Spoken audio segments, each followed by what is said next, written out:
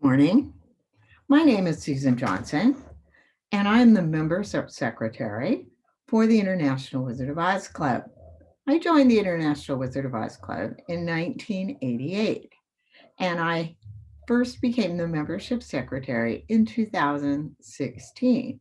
Before that, I was managing the online store at ozclub.org. If you haven't visited our online store, please do so. I'd like to share a story with you this morning from one of our very early members named George Van Buren.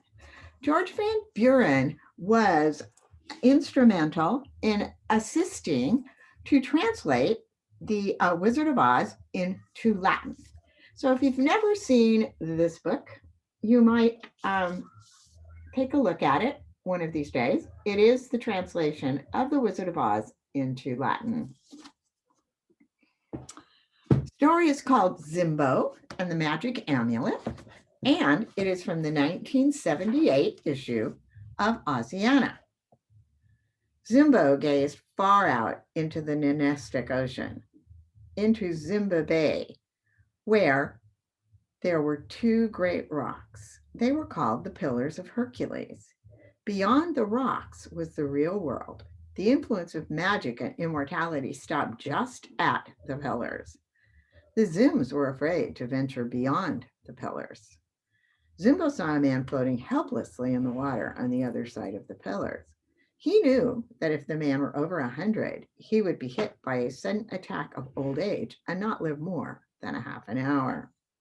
But Zimbo was an excellent swimmer, and soon he was at one of the rocks. Being a chronological 9-year-old, he had no fear of the outside world.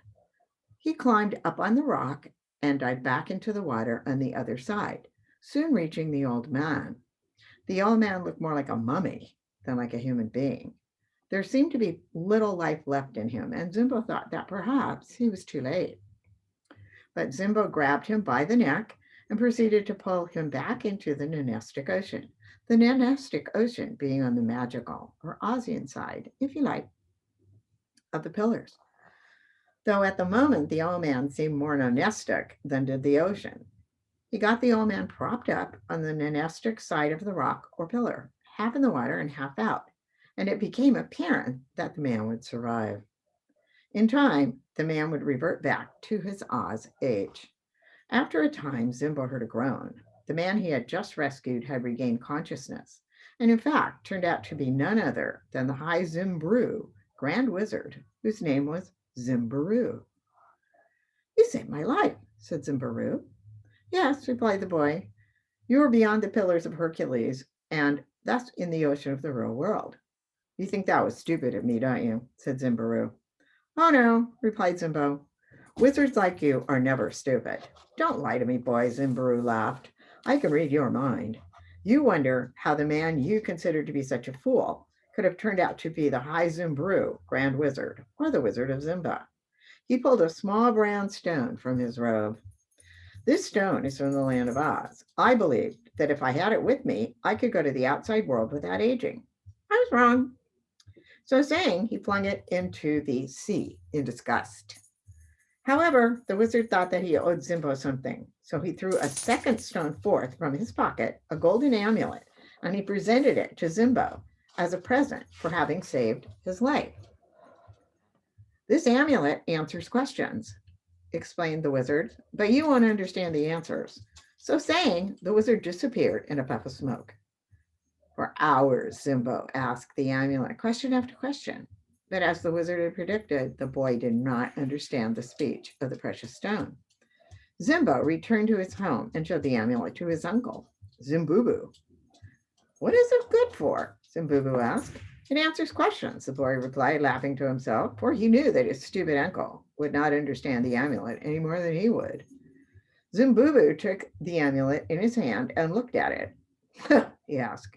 He fingered it for a minute or two, then he asked, where is the greatest magic in the world? In Oz, the amulet replied. Then where is the greatest magic in Oz? Asked Zimbubu. In Toto, replied the amulet. That's Dorothy's little dog, exclaimed Zimbo. Here, indeed, was a great mystery. Maybe, though, this was the way it was. Dorothy, after all, had been able to defeat two witches on her first trip to Oz, and perhaps her dog had something to do with this. I must get a hold of that dog, thought Zimbo to himself, and I'll be the greatest wizard in the world.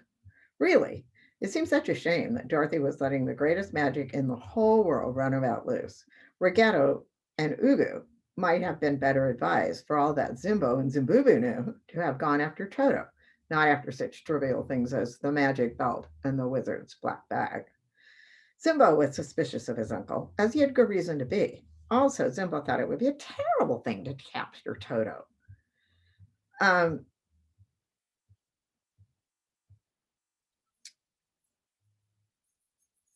Nor could he really believe that Toto had any magical powers, amulet or no amulet. We've got to get that dog, exclaimed Zimbubu out loud. Come, boy, the two of us are going to Oz. Zimbo agreed, but only to thwart his uncle's plans, though naturally kept some thoughts to himself. First, they asked the amulet how to cross the deadly desert, but the language of the amulet was so strange they could not understand it.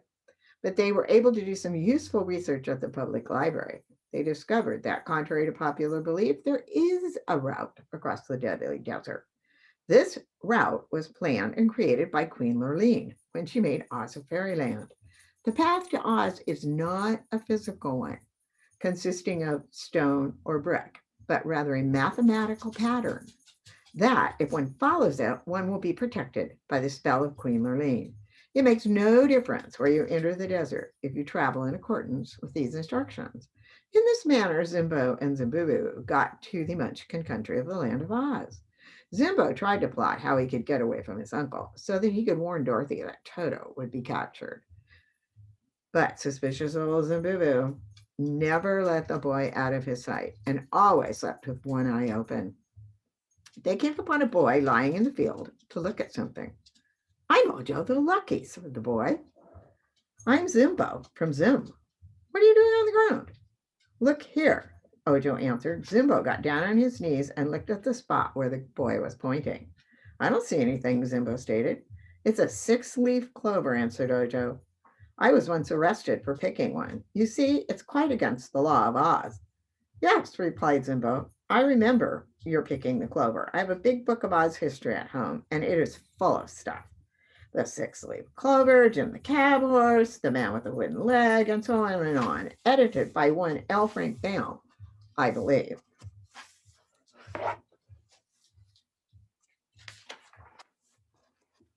Suddenly, an idea occurred to Zimbo. He quickly reached down and picked the forbidden clover.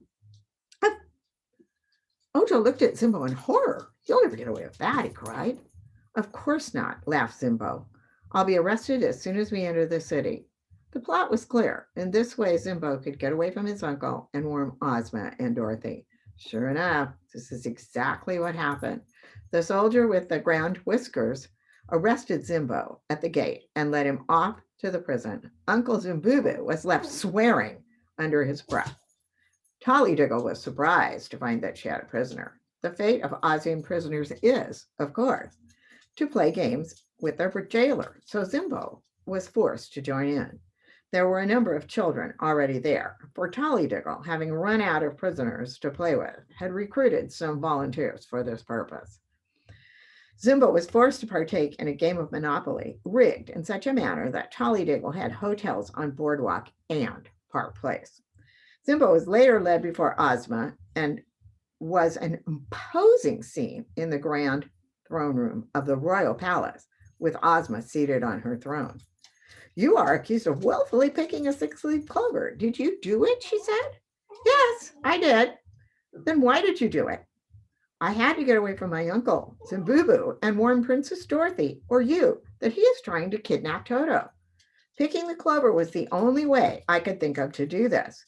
Kidnap Toto, cried Dorothy, who was always present at these affairs. Why would you want to do that? Because, the boy answered, he believes that Toto contains the most powerful magic in Oz. Goodness, replied Dorothy. What gave him that idea? Toto's just a plain American dog. It was the magic amulet, answered the boy, pulling the precious stone from his shirt. Where is the greatest magic in the world? He asked it. In Oz, answered the amulet. And where is the greatest magical power in Oz? Answered the boy. In Toto, replied the amulet. Well, that's plain enough, said Dorothy. And then turning to Ozma, she said, maybe we should check on Toto. But Ozma instead said, send for Professor Wogglebug. Professor Wogglebug arrived on the scene. The following dialogue ensued. Where is the greatest magic in the world? Asked the magnified insect. In Oz. And where in Oz? In Toto. How many parts are there in Gaul? Omnis Gallia in tres partes divisa est, answered the amulet. That's the way the amulet always speaks, said Zimbo.